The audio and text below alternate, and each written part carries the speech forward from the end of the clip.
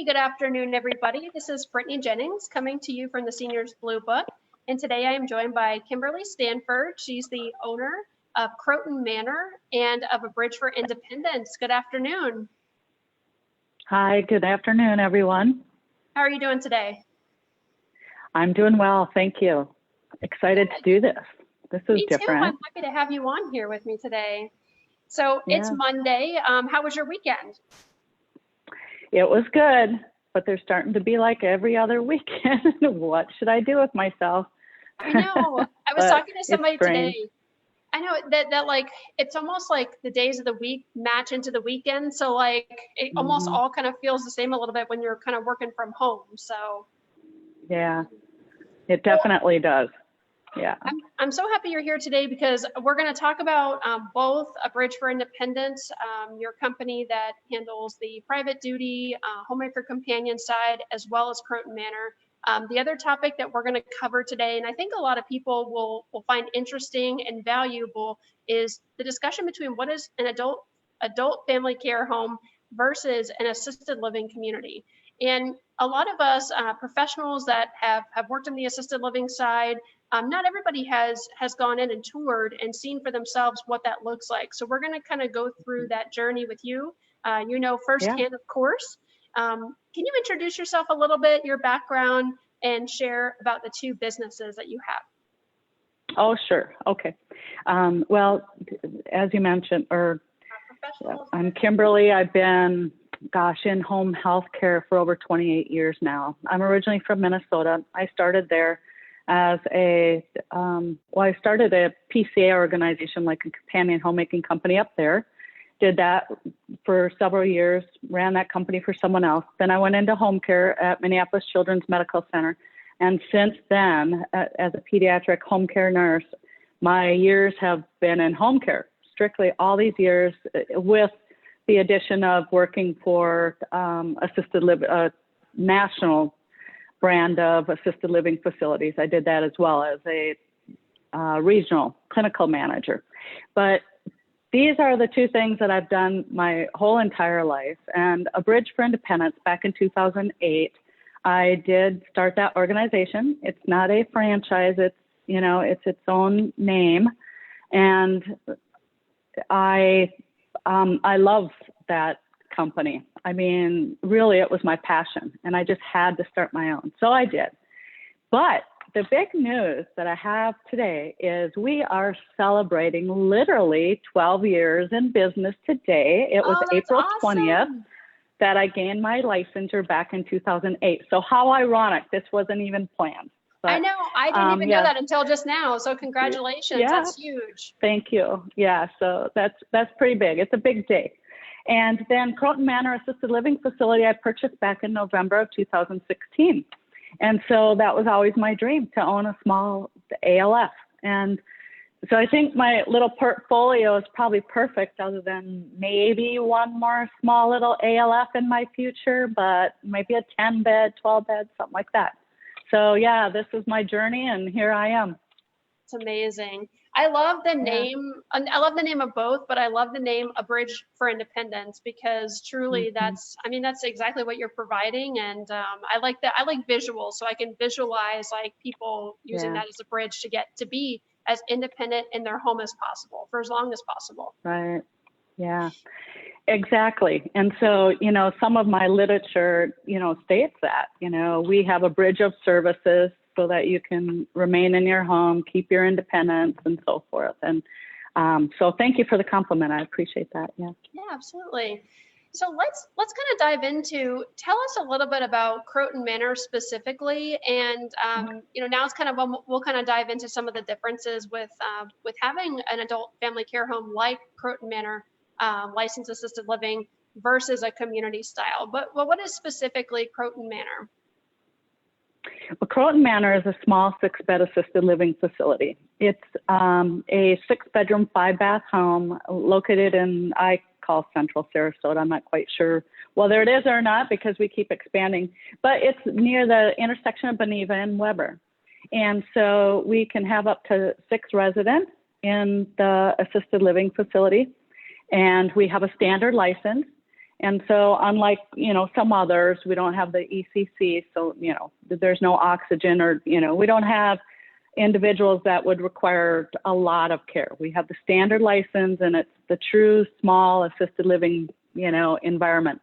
And I'm sure we'll probably talk, you did mention the adult care homes and the difference between the two, but it's a small difference really when you get into an ALF that is that small. There isn't a lot of difference between an adult care home and that. So. That's awesome. So with my background and obviously with what you do in your background, I've worked in assisted living communities that are large. My very first one I worked at had about 200 apartments and offered independent living, assisted living, and actually 2 levels of memory care. And so families that are, I guess the message through what I want to convey through everything here is that there are so many options out there for you, and to be able to know what is the right decision or what is the right place for you, it's hard to answer that question until you get to know what those person's needs are, what they like to do and spend their time doing, what kind of environment they like to be in. Are they social? Do they like to be, in a quiet, smaller place? So let's talk about a little bit the environment change. So what, on a daily basis, what's kind of like a routine for your residents at Croton Manor?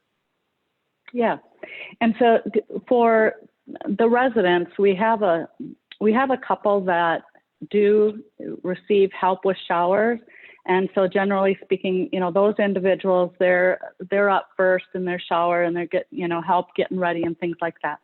And then breakfast is at 8 o'clock every morning, and so the residents come out at their own will, for lack of better words. If they're not hungry, they don't come out and eat, but I mean, everyone is, right?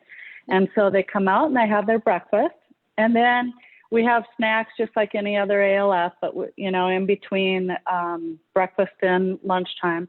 And we do a small, activity. And again, when you have just a number of residents up to 6 and you're in a home environment, there is no activity room. It's your living room or your dining room table. And so, it's very quaint. And so all our activities then are at that dining room table or in a space in the living room or exercising, to some type of program and that sort of thing. Then we have another activity in the afternoon between lunch and dinner time, which is 5. But our meals are 8, 12, and 5, very structured. And so that's the typical day. They can go out on their own, of course, visitors and stuff like that. But we have a nice area outside. I think we might have a picture or 2 of that. Mm-hmm. But we have a caged pool, and a pool for exercising and that sort of thing, which makes it a little bit unique, I think, too. But that's the typical day. And I think while you're sharing that, I'm going to pull up your website real quick here and share with the people that are watching so they're able to see the pictures. It's a beautiful home. And so let me just switch over real quick to that there. So we're just going to scroll through, and this looks like the exact image of where you're sitting out front right now. Yeah. Yeah. I love it. I love when we can get people to get the backgrounds. They're so much fun. Yeah. So as we scroll through, this is a sitting area. Yeah, so that's the front of the house, a couple chairs out in front. We have that sidewalk patio that you see there, but that expands when you look further back, it'll curve off to the right and it goes into an area and it wraps around all the way into the back of the house. And it's a great big, walking path through like garden-like areas. So it continues. And that to the left there is where it comes back out, after if they're coming from the front around the pool, and little sitting areas. Now this picture was taken, in fall. It wasn't the day that the lawn service came. You see the leaves, it looks a little dirty, but I mean, it's beautiful. And it's just, foliage grows and it's just a nice, comfortable little area for people to sit. Absolutely. And I just realized real quick here, let me do one thing just to make sure that the audio is being shared. Come back over here. I'm still, as I keep telling people, I'm learning all these really cool tricks of the trade when it comes to this. Yeah. I want to make sure that I've got this here. There we go. So, all right, we're going to move on to the next. So you have a beautiful pool. Yep. And for individuals, we can go in with them and, you know, make sure that they're safe and that sort of thing. Now, it's not utilized a lot because, you know, we want to make sure individuals are safe. We don't want someone just to go swimming on their own, not have some type of supervision, you know. But we do have it, and it's pretty, and yes. I know for a lot of folks, like I go swimming as often as I can. I'm like a mermaid. So it'd be important for me, like if I was moving into or looking into a residential home, assisted living community, whatever it might be, I love this feature. And here's a nice your living room. Yeah. And so, you know, we have that nice big bay window, brings in light, lots of nice bright light. That's at the front of the house as you drive up. And so the sun keeps that, you know, nice and bright during the day. It's larger than it looks there. It's not really the best picture, but, you know, it is a large living room. And, you know, on the other side where there isn't any furniture, there's just a lot of space where individuals can stand, or, you know, we've had those in wheelchairs as well, you know, gather on in wheelchairs for exercising or the watching the TV. You know, some people do like to do that, but we find that a lot of individuals, and I think it's because, again, of the size, you know, they really love their privacy in their room. Once in a while, you'll have them gather. I might have 2 people out there, 3 at the most, but usually no more than that. They really like their privacy, interesting enough, or at least the current people that live there, you know. Yeah, and I think like it's a good point to bring up right here that with the different activities that you offer, you know, throughout the day in a smaller environment, and I know in large communities, they do break down different groups, of course, into smaller groups that people like to participate in. But I think, you know, again, in a place where you have 6 residents, you do have the capability of doing some more one-on-one type of activities with the residents, correct? Yeah, absolutely. Absolutely. And, you know, for example, we have a resident who absolutely loves to play rummy. And so not all the residents know how to play rummy, and, you know, some have learned over time. But this particular lady, she just loves it. So she plays, there's one caregiver and her, they have such a great rapport, and they, after they eat lunch, then she's playing rummy every day. So yeah. Very cool. And we'll move through here. So here's a picture, and actually I have this image. I think it's the same one. Looks like the same one. This is one you sent me earlier of the dining room. Yeah. So, you know, again, everyone sits at the dining room table other than, you know, right now, you know, with the COVID-19 going on, we are having everyone eat at a different time and wipe it down and all that, or in their room, you know. But I might as well touch a little bit on that only because I don't want to forget. But all my staff are in quarantine. None of them come and go. They are there at the residence. And so that's how we've been able to maintain, you know, risk-free, if you will, you know, type environment, because nobody's coming in and out. And they all feel great, and everything, you know, is working out just fine. But this dining room table, that's where everyone eats. So it's truly a family-style environment. Yeah, you're just like you're in your home and you're at your kitchen table having dinner with your family. I love that. Yeah. And yeah. it's in home cooked meals. How does that work when people come in? Do you generally make the same meals for people, or how does that work? Well, we are able to take preferences and put that into our meal planning. Occasionally, well, of course, we have a dietitian that provides all the meals, make sure they're all balanced and nutritionally based and that and so forth. But we can tailor that and do substitutions, of course, and put in the foods that our residents like. So if you can imagine, if you have less than 6 people, you know, usually, you know, if you're going to substitute even for someone because they don't care for what's being made, which hardly ever happens because we ask, then we can make them something else. It's just not that difficult, but they are all homemade meals. You know, nothing comes out of a box. We do not open up boxes. Everything's prepared daily at 8, noon, and 5, you know, fresh meals. Would you make me pecan and chocolate chip pancakes every morning if I wanted? Yes, actually. Yeah. We have a late, yeah, I know, right? Yeah, we have a few individuals that they have a lot of preferences, and that's fine. It's really not that hard when you have that very few residents. So yeah, exactly. You could have your pancakes, Brittany. That was the biggest thing for me is breakfast items. When I went on the keto diet, it was very difficult for me to switch over to breakfast, French toast, pancakes, croissants. Yeah, all that is. Yeah. That's me. So, right. Well, let's talk a little bit about staffing. So with smaller residential assisted living homes, such as yours with 6, what's the staffing like throughout the day on those shifts? We have the same staff throughout the whole entire day. And so, and our staff members, obviously, we don't have a lot of staff. We have 3 staff members that rotate, and that's all we have. So, they have the same person. We don't change throughout the day. So whomever they have during the day is going to be, or the person that is scheduled during the day is going to be the same person throughout the whole entire day. So it doesn't change. They love that. They like the rapport. They love being able to gain trust in our caregivers. It's not a rotating staff and so forth. So, yeah. Absolutely. I know with, oh, go ahead. Sorry. Oh, no, I was saying I got someone beeping in. I'm sorry if I'm looking down here. No, you're good.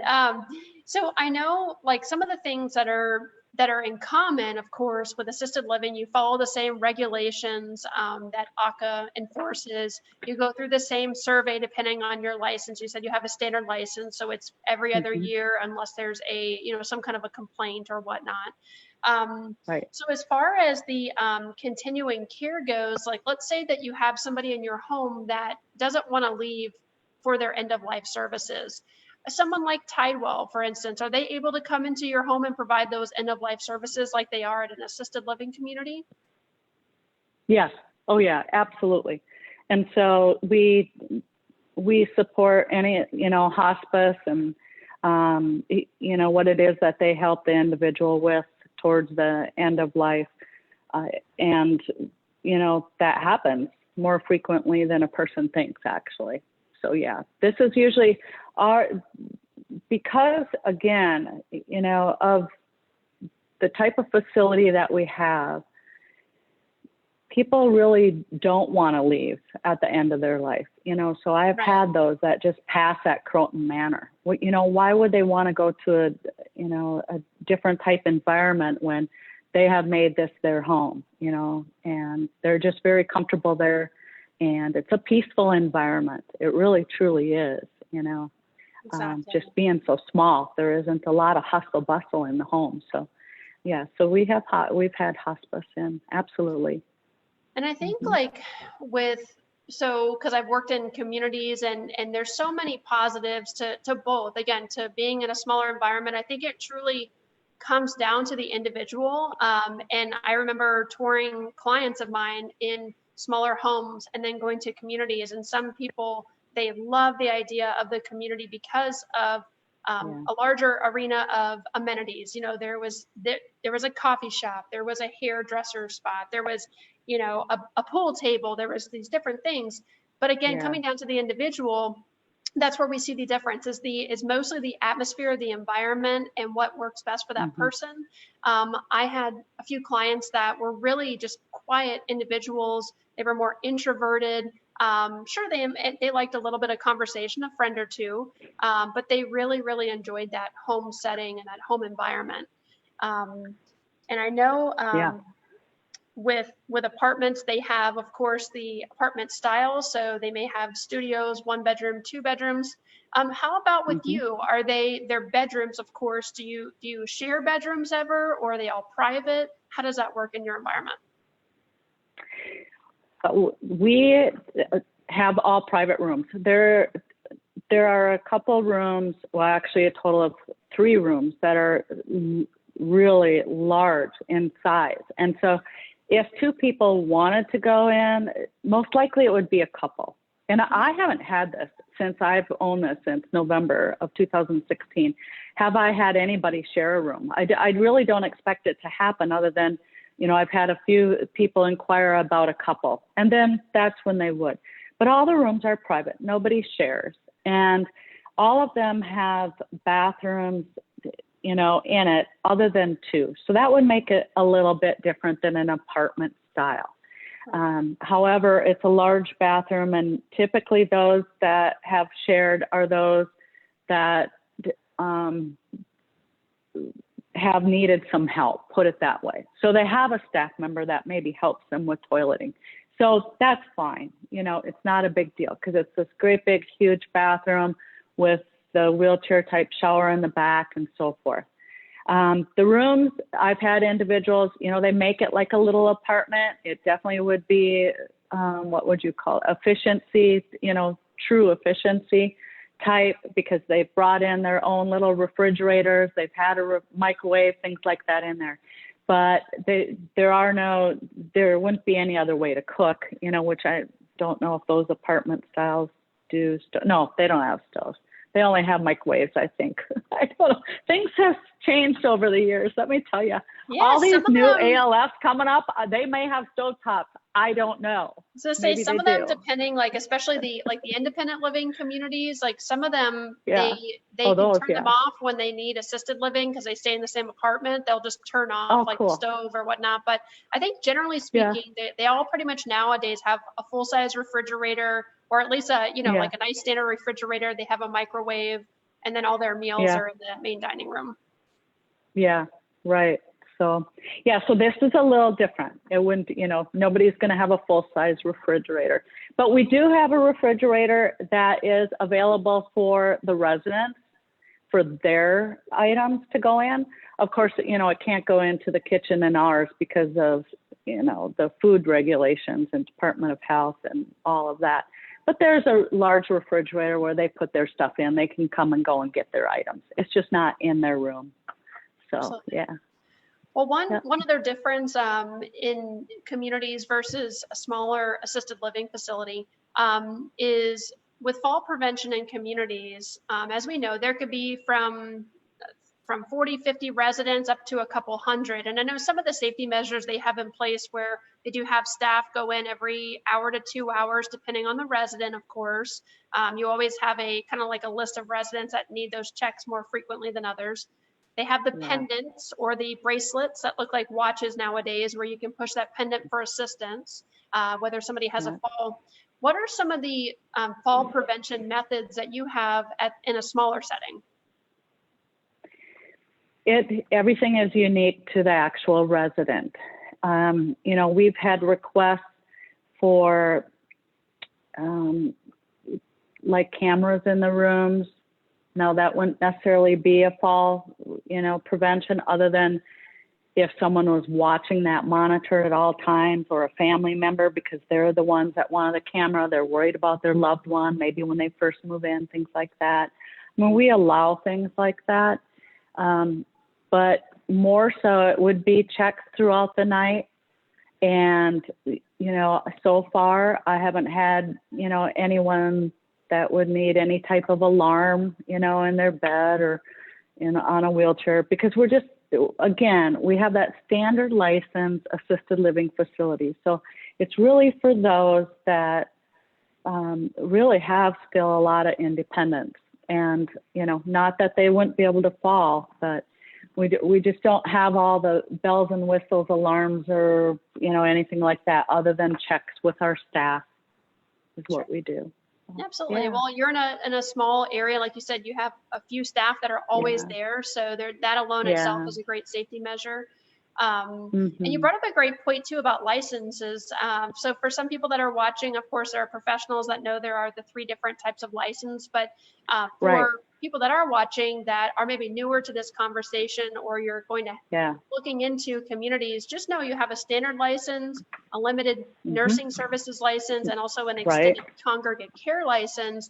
And it's important to know the differences between those And also, again, it depends on the environment, because Kim, again, with you, it's a little more, it's not one-on-one care, but it is a little more, of course, one-on-one care because of the number of residents to staff.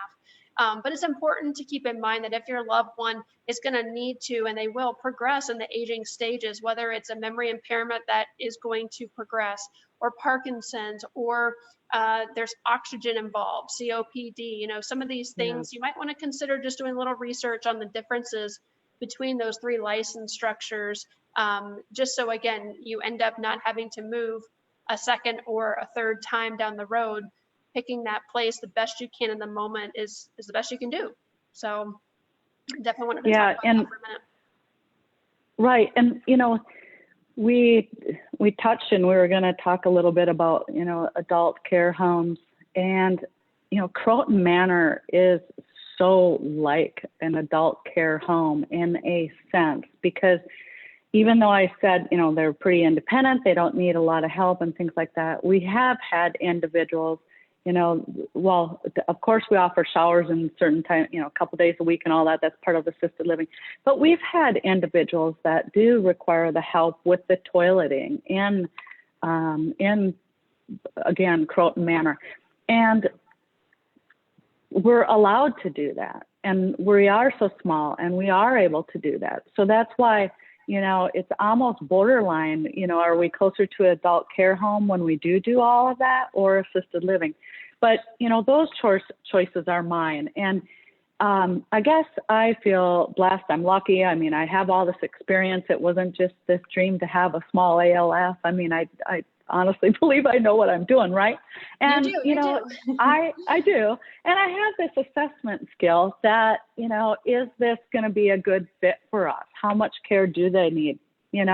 But we can assist with more than, I think some people think at the same time. I mean, hopefully I'm, not all across the board here, but it's unique. It's individually based is what it is. Exactly. So, that's what I was going to say. It's just to kind of recap and kind of wrap up. It's again, back to the needs of the individual. And as you're looking at what are the needs, what are the care needs, what are the current care needs, what could be the future care needs, what kind of environment that person is going to be comfortable in and thrive in.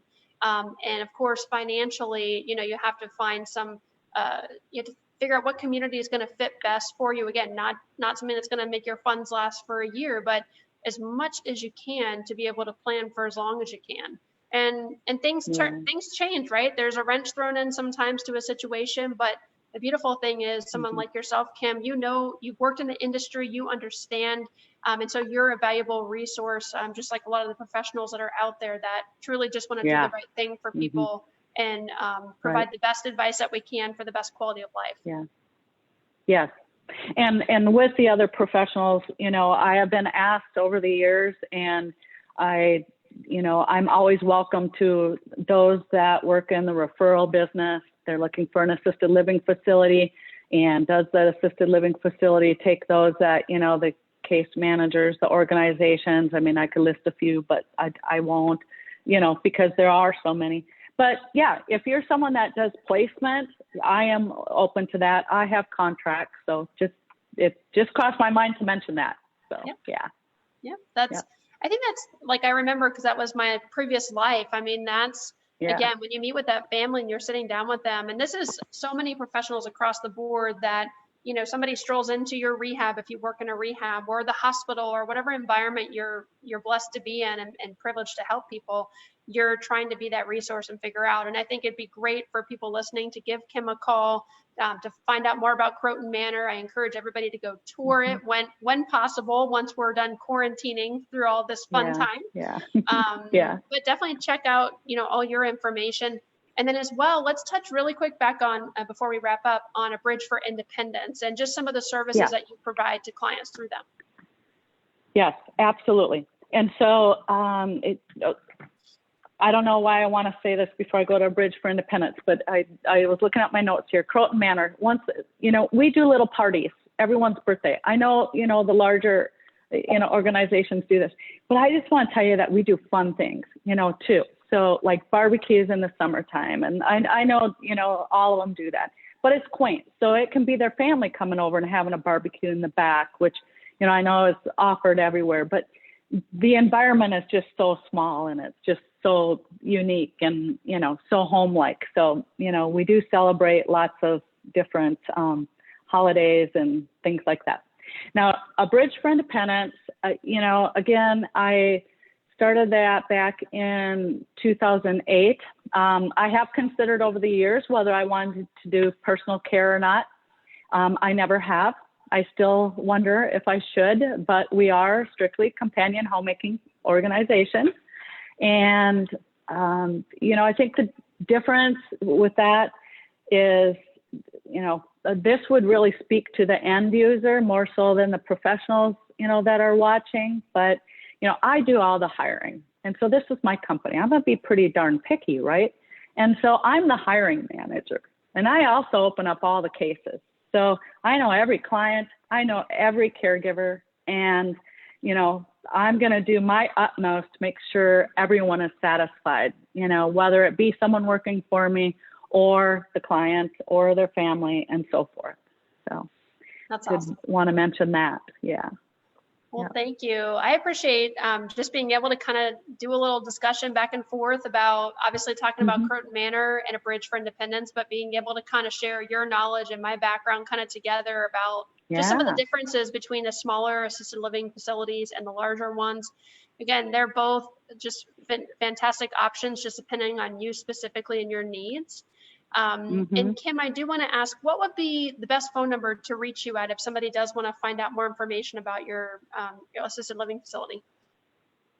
Yes, absolutely. So Croton Manor Assisted Living, the website, I know you had part of that up there, but it's just the name, www.crotonmanor.com. You can go on there, find out a little bit more. You can reach me that way if you don't want to pick up the phone, don't have the time. If you do want to call, you can call the direct number. It's 941-927-0139. Perfect. Awesome. Well, thank you so much for your time today. I really do appreciate it. Thank you.